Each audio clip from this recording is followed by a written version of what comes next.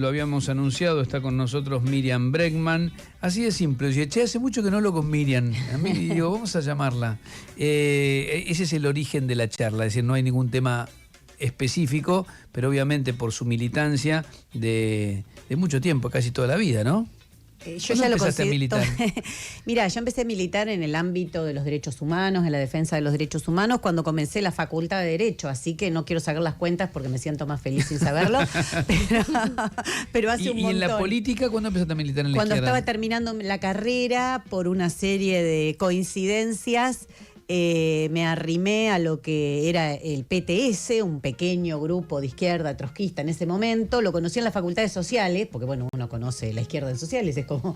Es casi inevitable. Inevitable, que siempre iba con una amiga sociales. Después los conecté en la Facultad de Derecho y me pasó algo muy impresionante, que yo siempre lo veo como una cosa, dije, bueno, no sé si se dice suerte o qué es, pero como que todo lo que yo venía viendo, pensá que eran los años 90, fines de los 90, una situación muy crítica en nuestro país. Esta no es la primera situación crítica que vivimos. No, claro. Siempre que hay que contárselo a los pibes y a las pibas, ¿no? Mucho desempleo, mucha represión. Hubo crisis muy dramáticas. Muy dramática, con muertos en manifestaciones y todo lo que yo había visto en el ámbito de los derechos humanos. Cuando me acerco a la izquierda, empiezo a conocer las ideas de la izquierda, digo, bueno, pero esto es lo que yo quiero para cambiar, para adelante, para darle una perspectiva a lo otro que yo veía que siempre me quedaba como, bueno, saco tantos presos, hago tal cosa, pero ¿y cómo transformo esto más de raíz? Así que para mí fue una gran cosa. ¿Tu familia tenía alguna empatía con la izquierda o no? No. ¿Qué hacían tus padres? Tampoco con la derecha. Mi papá radical. Ahora no, papá me debe estar escuchando, hay que decirle, le mandamos un saludo, pero ya no. Ahora no lo dejamos. No. pero ¿qué? ¿Pero lo cambiaste? No. Un poco. Sí, claro. Mi papá tiene una cualidad que yo lo veo en otros padres, en otras mamás, y es algo que me gusta mucho, ¿no? Más cuando uno es papá o es mamá. ¿Qué es eso de cambiar con sus hijos? No tratarle de imponer a sus hijos lo que uno piensa, sino a partir de que tus hijos van teniendo ideas, van teniendo distintas cosas, también acompañarlos. Y creo que mi papá con sus 85 años sigue siendo joven porque tiene esas ideas, ¿no? Porque trata todo el tiempo de entender, y cuando no entiende algo me pregunta. Y lee todo lo que le mando. A veces le leo libros para que los lea primero y me comente, Mirá. porque yo no llego a leer, ¿viste?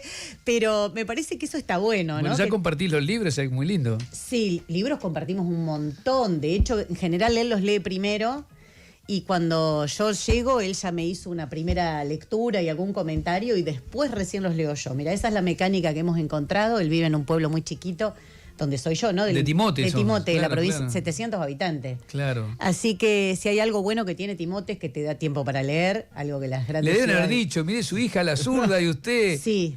¿No? Sí, mucho. Eso pasa mucho, Don pero... Bregman, usted que es tan bueno. Pero está contento porque en general recibe buenos comentarios. Buenos comentarios. Pero así me queda que la no. duda de si tu papá se acercó a la izquierda o está decepcionado con este radicalismo con peluca que empieza a aparecer. Las dos cosas. Lo tiene loco. Eso Me no imagino. Mira, cuando yo era chiquita me acuerdo porque él me llevaba a ver los ¿Es que era folchinista? Sí, No. me llevó a ver varios actos de Alfonsín, la campaña del 82, éramos muy chiquitos con mi hermano. Y imagínate, se termina la dictadura. Era espectacular ese momento. Yo lo viví muy lejano, pero para él me imagino que habrá sido un momento muy... para toda esa generación, Sí, ¿no? ¿qué te parece? Claro. Y sí, no puede creer ahora cuando escucha cada cosa, ¿viste? Cuando escucha los acuerdos con Milei, o sea...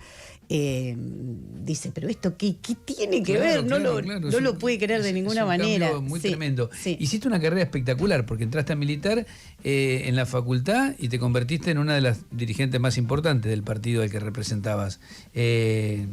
Como proyección política es increíble. Llegaste al Congreso de la Nación, no sé, ni lo habrás soñado en aquel momento.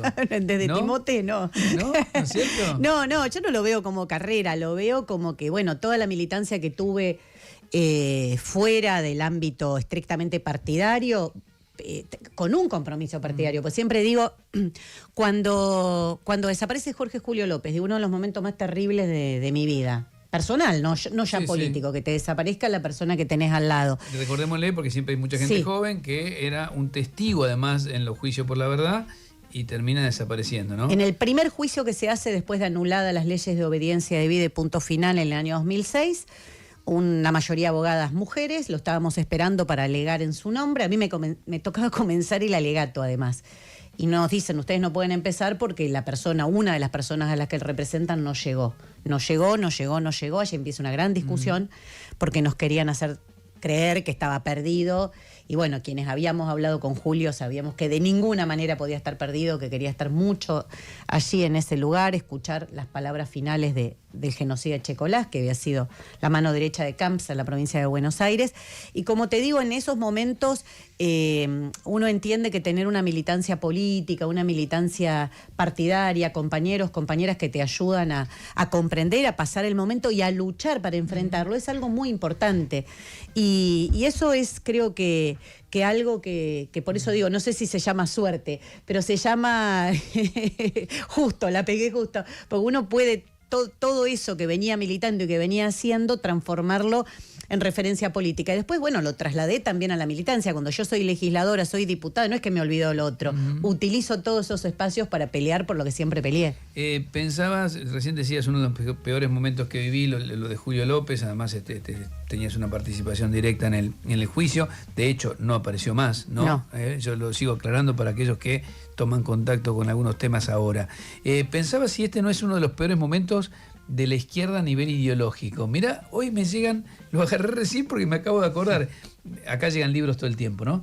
Hoy me llegan 2 libros, uno es de Melina Vázquez y Carolina Espataro, que dice Sin padre, sin marido y sin Estado, feministas de las nuevas derechas. Y el otro libro un fraude. Maristela. Bueno, claro. Feminista y derecha de asuntos separados. Bueno, pero sin embargo aparecen mujeres que de pronto se sienten. Milei tiene mujeres a su alrededor y con mucho poder. Bueno, a eso iba, ¿no? Y de pronto me viene el de Maristela Espampa, muy brillante, una pensadora muy brillante. Policrisis, cómo enfrentar el vaciamiento de las izquierdas y la expansión de las derechas autoritarias. A ver, lo uso como referencia, nada más. ¿Lo considerás una crisis profunda del pensamiento progresista, de la izquierda, como quieras? Sí, no. Te puedo contestar sí, ¿no? Sí. Que hay un avance de la derecha a nivel mundial, para no empezar por la Argentina, hay un avance de la derecha, lo vemos en fenómenos como Trump, lo vemos en un genocidio que se está cometiendo por parte del Estado de Israel, donde usa el hambre como arma de guerra, algo que pocas veces vimos en vivo. También ejecutado por un gobierno de ultraderecha. Sí, de ultraderecha. Pero digo que pocas veces lo vimos en vivo. Distintos cuando vos te cuentan hechos monstruosos de la historia, nuestros abuelos nos contaban por qué vinieron de Europa, etcétera, etcétera. Pero otra cosa es verlo por televisión, ver las imágenes de los niños hambrientos. Entonces, y que gente banque eso, como banca el gobierno de Milei u otros en el mundo, vos decís, bueno, la verdad que hay un crecimiento. ¿Qué está pasando? Claro, ¿qué está pasando? Que hay un crecimiento de la ultraderecha. Más bien, todos estos fenómenos se intensificaron a partir del año 2008, una gran crisis económica mundial que el capitalismo actual no puede resolver y va transformando y generando nuevos fenómenos, uno más aberrante que el otro. Por eso menciono lo que está pasando. Eso es una. Ahora, ¿eso es unidireccional? No lo es. A mí me parece que a veces el problema es que tiene mucha prensa ser de derecha. De hecho, yo les quité el saludo a Javier Milei en el año 2021. No lo saludé en un debate que tuvimos cuando ambos nos presentábamos a diputados. Y algunos me decían, ¿pero cómo no los vas a saludar? Un hecho de educación. Yo dije, yo no voy a saludar a alguien que ya desde ahora me está anunciando que porque soy zurda voy a correr. O sea, que el que quiso ver en aquel momento podía ver. Yo quedé un poco sola, como tal vez me adelanté, hice una jugada, una posición adelantada, diciendo, no es una discusión más con este sujeto, hay algo más profundo. Pero bueno, muchos también me dijeron, no, sí, tenés razón, te dice zurda vas a correr, zurdos de mierda. No tenés por qué saludarlo habitualmente. Entonces, estos fenómenos fueron creciendo, se les dio mucho aire, pero también del otro lado ha crecido la resistencia a los pueblos. Hay pueblos que pelean contra el FMI. No nos enteramos, no existe. Las enormes manifestaciones o toma de facultades que hubo en el mundo contra que Estados Unidos u otros países apoyen a Israel, le envíen armas, acá prácticamente no se habla. Si vos mirás en Alemania, creció la ultraderecha, algo que acá se habló muchísimo del fenómeno ultraderecha en Alemania, pero en Berlín los jóvenes votaron a la izquierda. Es cierto. No se menciona. La interna demócrata en Estados Unidos, donde Mamdani le gana a Cuomo, que era un claro personaje tradicional del Partido Demócrata, y más allá de lo que piense si Mamdani va a poder transformar el Partido Demócrata desde adentro, es otra discusión, pero digo, como línea, viene con ideas. O sea, no sos tan pesimista en este momento. Para nada, y si miro América Latina, está Milei, hay un golpe de Estado en Perú, pero acá al lado en Chile ganó alguien como Boric, está Lula, digo, después podemos discutir cada fenómeno particular, qué alianzas hicieron, pero me parece que eso viene en un plano ya más de hilar finito. Como fenómenos generales no podemos decir que todo va a la derecha. Ganó el Frente Amplio ahora también en Uruguay. El Frente también, Amplio gana en Uruguay, entonces no es que podemos... De hecho, el gran apoyo que Trump le da a Milei, estos préstamos salvavidas que le está dando para que llegue a octubre, tienen que ver con que necesita un aliado potente en la región, que no le alcanza con El Salvador o algún otro país que quiere tener acá al ladito de gigantes como Brasil y otros, quiere tener un aliado. Entonces, hay que pensar por qué avanzan los fenómenos de la ultraderecha. Yo en la Argentina lo pienso y lo repienso cada día, pero tampoco veo una situación unilateral. Y me pasó algo, perdonen que sea autorreferencial, pero es un hecho que me gusta porque tiene que ver con las ideas, con los libros. La actividad más convocante de la Feria del Libro fue la presentación de mi libro Zurda, Mirá. dicho por las autoridades. Una sala de 1000 personas, había la misma cantidad de gente afuera que se quedó adentro, tuvieron que poner vallas, tuve que levantar la firma de ejemplares porque no se podía por la cantidad de gente que había. Te pasa como le pasa a Nicolás Márquez cuando va.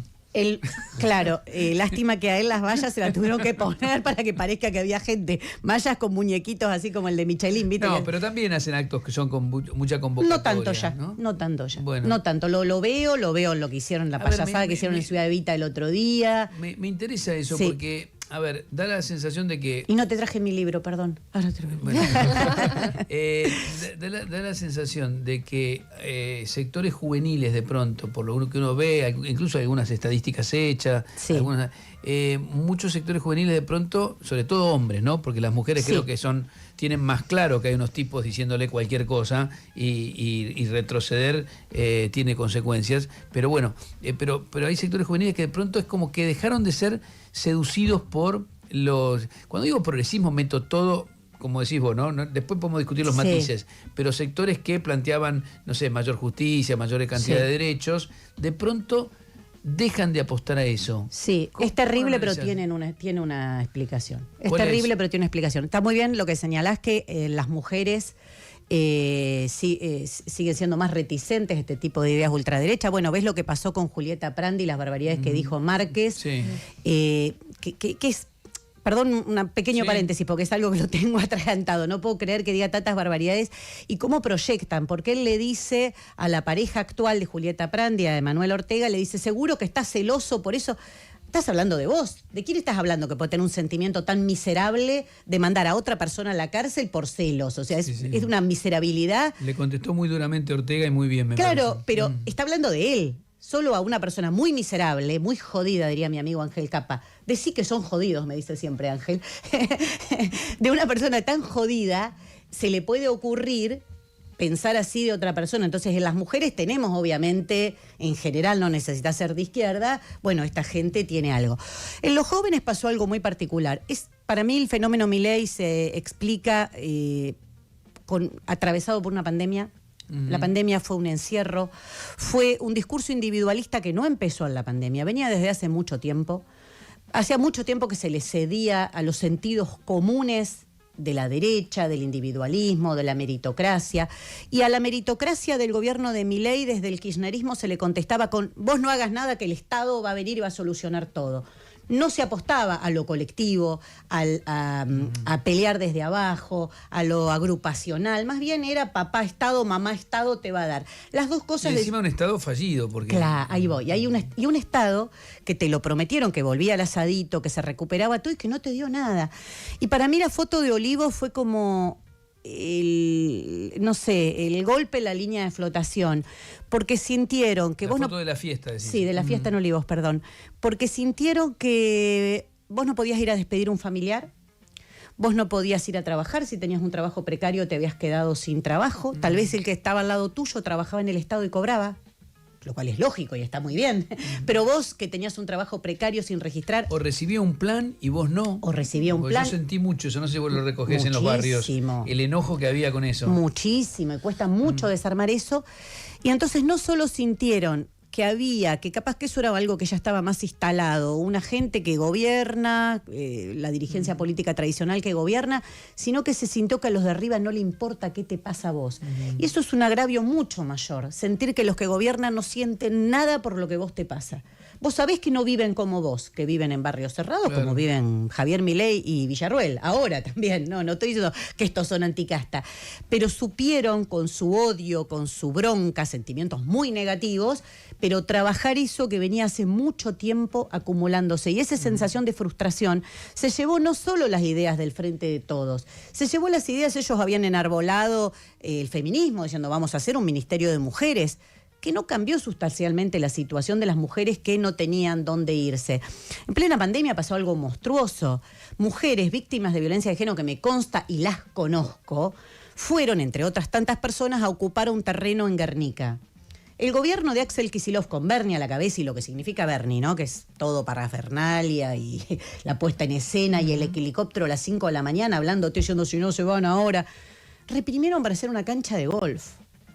Entonces vos le decías a esa gente que se tiene que volver al hogar donde recibía golpes, que en la pandemia eso se incrementó, por eso señalo el contexto de pandemia, la violencia de género en el hogar se incrementó porque es el lugar principal donde las mujeres recibimos violencia de género, por eso antes incluso se llamaba violencia doméstica, no sé si se acuerdan que se usaba Sí, un término claro. así, que está mal, porque es violencia machista, pero tiene un determinante en eso que, bueno, pasa en el hogar. Lo de Julieta Prandi pasó en su hogar con sus 2 hijos, creo, no recuerdo ahora cuántos. Sí, 2 hijos. Dos hijitos. Entonces, todo esto llevó a un descontento no solo con el gobierno de Alberto Fernández. Yo creo que llegó mucho más grande. Entonces, recomponer desde abajo es difícil. Yo lo entiendo como un desafío. Ahora Nicolás del Caño, como estamos en campaña electoral, va candidato a la 3ª sección, está recorriendo la provincia de Buenos Aires. Y a mí me alegra cada vez el que viene y me cuenta algo muy sencillo que es, no, ven que nosotros no tenemos nada que ver. Le digo, bueno, pero es lo mejor que te pueden decir. En este contexto, claro. Sí, que vos, Ahora, que vos no te enriqueciste, que no fuiste parte de la fiesta, que aportás tu sueldo o tu salario cuando hay conflictos. No hay un tema con la izquierda, mira, que no se entienda como chicana. A mí me gusta mucho discutir con vos, pero yo veía cómo despedían a Mujica, ¿no? Casi todos los sectores lamentando la muerte de Mujica. Yo pensaba, digo, ¿por qué el discurso de Mujica entraba? Después podemos discutir lo que sea, ¿no? Sí. Y no entra el discurso de muchos otros sectores progresistas, incluido ustedes. Sí, bueno, Mujica tenía algo muy particular, que era su, ¿cómo se llaman? Me sale sobriedad. ¿Carisma, pero, no? No. Sobriedad, humildad. Humildad, o sí. sea, la manera de vivir. Hay otra palabra que en este momento no está viniendo a mi cabeza, que es la que quiero decir. Yo creo que eso empatizaba mucho con la sociedad y que eso ayudaba a que sea una figura muy poco repetible en otros lugares de Sencillez. sencillez, sí, va por ese lado lo que quería decir, como una sencillez que creo que empalmaba. Ahora, después, Mujica no era una persona que enfrentaba al poder. De hecho, una de las cosas que le criticamos quienes militamos en derechos humanos a Mujica es su postura con relación, siendo él una víctima terrible de la dictadura de Uruguay, o sea, desde el lugar de víctima, él no hizo lo que hicieron las madres, las abuelas en Argentina, decir, ni olvido ni perdón, voy a pelear por el castigo a los genocidas, sino todo lo contrario. En Uruguay hay un proceso de verdad, si querés, donde vos podés acceder a un montón de archivos del Estado, que en Argentina no. En Argentina eso no se hizo, pero no podés buscar justicia o en forma muy limitada. Mujica gestionó el sistema, o sea, dentro del sistema capitalista lo gestionó. Vos me decís, bueno, ¿y ustedes qué pasa? Creo que tenemos ese desafío, que es evidente que este sistema no da para más, un sistema donde el 30% de la comida que se produce en el mundo se tira, ¿no? Un sistema donde volvió la guerra al centro de Europa, con la guerra de Ucrania. Donde pasan cosas como Gaza. Como pasan cosas como Gaza, es evidente que está avanzando en sus niveles de ataque a los niveles de vida de las masas, que todo pibe sabe que va a vivir peor que su papá y mucho peor que su abuelo. Entonces tenemos que pensar eso. Nosotros lo que empezamos a discutir como desafío, como forma de transmitir las ideas, más allá que en campaña electoral uno es difícil, porque dice, bueno, pero también quiero que nos acompañen, porque después te dicen, qué bien la izquierda que está en todos lados, cada vez que hay un conflicto, bueno, pero para eso no tienen que votar, no tienen que acompañar, porque si no, yo no. Pero déjame que una cosita. Pero yo creo que hay que poner el foco en esa discusión de cómo ampliar, y que la discusión es un gran partido de la clase trabajadora, una herramienta propia de la clase trabajadora, donde fracasada la experiencia del peronismo, ¿cuántas veces más vamos a intentar? Ya fueron con Scioli, ya fueron con Alberto Fernández, ya fueron con Massa. O sea, te están diciendo claramente para dónde quieren ir. Hay una línea trazada. Algunos creen que desde adentro pueden hacer algunos cambios, pero la línea está trazada. Ahora, yo seguro que muchos van a decir, pero che, ¿no hay poca plasticidad en los sectores de la izquierda argentina? No sé, porque Brasil logra armar un frente amplio, con sectores que van desde el comunismo hasta el Quimín. Bueno, que es como, bueno, ¿vos te parece que yo voy mañana y hago un acuerdo con Larreta o con Macri, que sería lo que hizo Lula? Bueno, o Lula, sí, o bueno, Boric. No hay ahí como una idea de decir, che, bueno, hay que parar a Bolsonaro. Hay que cerrar. Y eso hay que hacerlo. Yo marché contra Bolsonaro, fui a Brasil y marché contra Bolsonaro. O sea que a mí en esas cosas no. No, pero te lo pregunto. No me van a encontrar. Como idea de construcción.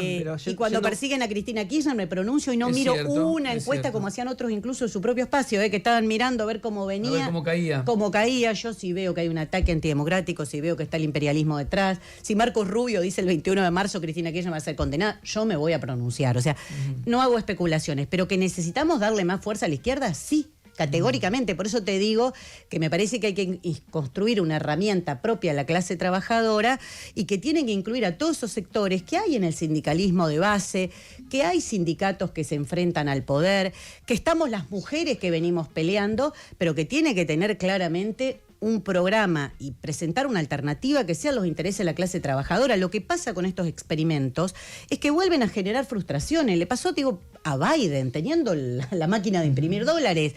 Fue tal la frustración que después dijo un cerco sanitario para parar a Trump y no lo paró. Y el Frente de Todos fue tal la frustración que dijo, y ahora juntamos todos. Pensá que en el Frente de Todos fueron Pino Solanas, con una querida amiga, Alcira Argumedo, que falleció, a quien yo quería muchísimo. Alcira Argumedo, fue Juan Grabois y Patria Grande, fue Victoria Donda, fueron todos los sectores peronismo, fue Jaldo, fue Mansur. O sea, no te falta nadie. ¿Y pararon a la derecha o vino a la derecha? Entonces, el problema de ampliar, evidentemente, si no ampliás en base a acuerdos profundos, en base a un programa que responda a las necesidades que tienen las mayorías populares, en base a tener un programa, claro, estar decidido a enfrentar a los poderosos, porque ahí tenés otro gran punto del por qué tanta frustración con el gobierno de Alberto Fernández. Se llama Vicentín, que vos lo conocés muy bien. Muy bien. Vicentín. Si vos decís que está por delante la soberanía alimentaria y salen 4 tipos del agronegocio y te hacen ¡buh! Y vos decís, no, retrocedo y ya no es tan importante la soberanía alimentaria. Bueno, la verdad es que te empiezan a ver como, che, estos progres son todos unos chantas. Eso digo para decirlo delicadamente. A ver, los quiero dejar preguntar a mi compañero. Me quedo pensando en esto, cuando hablas de construir algo que representa a los trabajadores, muchas veces hay un discurso de la izquierda que, a mi criterio, queda como a contramano de esto. Voy a esto. Cuando yo estudiaba, la izquierda postulaba que había que tomar los medios de producción. Y cuando vos vas hoy a las manifestaciones es no a la minería, no a el uso de agroquímicos en la producción agrícola, no al fracking, que son los medios de producción, básicamente. Es muy interesante lo que hay decís. muchos trabajadores involucrados en esa producción que es estratégica. Y mi pregunta es, ¿no falta ahí una discusión? Con el ambiente. Uno es la relación con el ambiente, pero no porque uno diga, yo no toco esto, no toco lo otro, porque esto va a explotar. Porque está muy mal, porque no es por casualidad el crecimiento que tuvo Greta Thunberg como figura internacional, sino porque ella se plantó y dijo, no hay planeta B, esto va al desastre. Entonces, ahora en el medio tenés que gobernar un país que tiene que comer, ponele. Bueno, pero por eso nada es de un día para otro. Claro. Y ahora, en Argentina se aplicó el fracking. Se está haciendo fracking, uno de los métodos más... En Argentina se aplicó el fracking. Se está haciendo fracking, uno de los métodos más cuestionados en el mundo, prohibido en muchos lugares, porque bueno, le dicen vaca muerta. Vaca muerta se llama La Roca. Los pueblos que están arriba tienen otros nombres, está la comunidad que estuve con ellos, Lof Campo Maripe, acompañado a la comunidad mapuche que vive ahí. Dijo, está bueno llamarlo por el nombre de La Roca, ¿viste? Pero hay gente que vive arriba. Están haciendo un desastre, aumentó la actividad sísmica. Es decir, pero por eso, ¿qué desafío? ¿Cuánto queda para la Argentina? Bregman, presidente, ¿no producen vaca muerta? Habrá que pensar otros mecanismos y pensar la transición energética, que es lo que nunca se piensa, porque te ponen la disyuntiva, pero ¿vendés o no vendés? Y la transición energética que me planteas para ir dejando esos métodos agresivos. La transición energética involucra cobre, por ejemplo. ¿Qué hacemos Bueno, con la minería de cobre? Bueno, pero hay gente que estudia eso. Yo soy abogada, pero hay gente que estudia, y para eso tenemos el CONICET. Yo cuando defiendo el CONICET y cuando defiendo las grandes universidades que tiene nuestro país y el conocimiento científico que produce nuestro país, es precisamente por eso. Y yo creo que todos lo deberíamos defender por eso. Porque vos te sentís frente a ese dilema y hay gente que te lo puede resolver y que te lo puede resolver pensando en las necesidades sociales y no las necesidades económicas de unos pocos. Porque además lo que yo te ponía el ejemplo del fracking es porque no me digas que Argentina se está llenando de dólares y que aumentaron sus reservas porque aumentó la producción en vaca muerta. Entonces la apropiación privada de esa riqueza es lo primero que hay que cuestionar. Y la segunda, como Argentina retrocedió además de lo que fuimos hace muchos años atrás, y hay que pensar un plan energético de conjunto, donde se contemple el medio ambiente, donde se contemple que no puede ser que vos estás destrozando todo con el fracking en vaca muerta y la gente que vive a 20 kilómetros no tiene gas natural. Entonces, y muere porque sus casillas se prenden fuego, porque se calefaccionan con mecanismos increíbles como que tengas que hacer un fueguito. Entonces me parece que pensar racionalmente, eso es lo que proponemos nosotros. ¿Es fácil? No. Pero lo que pasa es que decir que repitiendo lo mismo de siempre y alternando en el poder con los mismos de siempre, con los mismos mecanismos de siempre, vas a salir adelante, bueno, me parece utópico. Déjenme a mí usar una vez esa palabra. Bien, lo dije en lo de Reinaldo. Son utópicos. Miriam Bregman, mirá, se me fue el tiempo. Vos sabés que yo tengo los jueves tengo pase con Berco, así que espero que me tolere que me... Ahora lo charlamos con Berco afuera. Por favor, decirle, mirá, estaba hablando conmigo, bancátela. Ya comiste el cupo igual. Además Berco puede explicar todo esto muy bien, escribió un libro además Sí, Berco sobre señor, el tema. Sí, señor. Te vamos a volver a invitar. Bueno, muchas gracias. Siempre es interesante escucharte, Miriam. Muchas gracias. Gracias a ustedes. Bien,